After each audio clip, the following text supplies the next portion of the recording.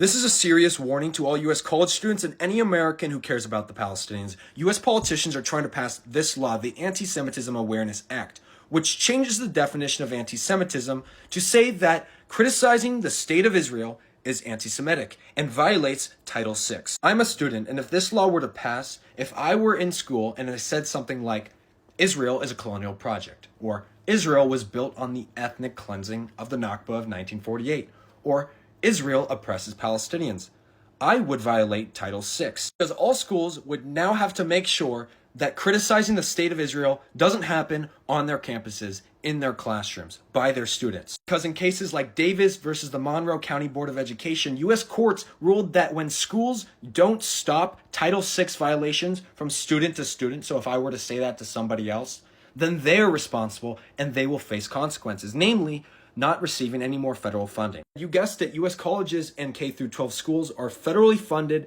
and try their hardest to follow Title VI. New definition U.S. politicians are trying to change it to is the International Holocaust Remembrance Alliance's working definition of anti-Semitism. It states that denying Israel's right to exist, and the example they give was claiming that Israel is a racist endeavor, is anti-Semitism. Now, the problems with this is something I've been researching for quite a while, way back in October when House Republicans passed a bill stating that anti-Zionism is anti-Semitism and referenced this definition. I come to the obvious conclusion that this definition is used to shut down free speech criticizing Israel and policies and governments around the world. This definition is heavily pushed by pro-Israel lobbies here in America because it literally gives these lobbies protections. Not only are they already acting in Israel's interest and on behalf of Israel, but this shuts down a lot of criticism of the pro-Israel lobby here in America because a lot of it is based off the actions of the state of Israel. If you can't criticize Israel legally anymore, you can't criticize these pro-Israel lobbies. The author of this Anti-Semitism Awareness Act is Mike Lawler. And you already know he's funded by AIPAC.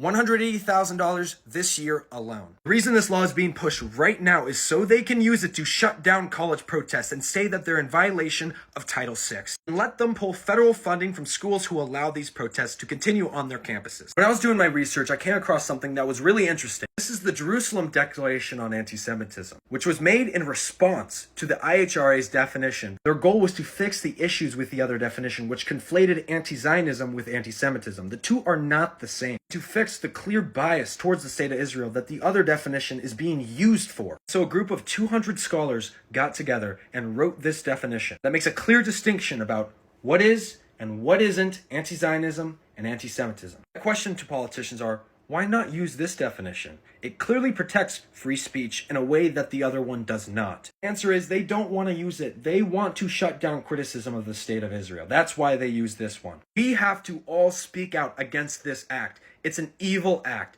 It's an act meant to shut down free speech. It's an act meant to protect Israel. This is not an American bill.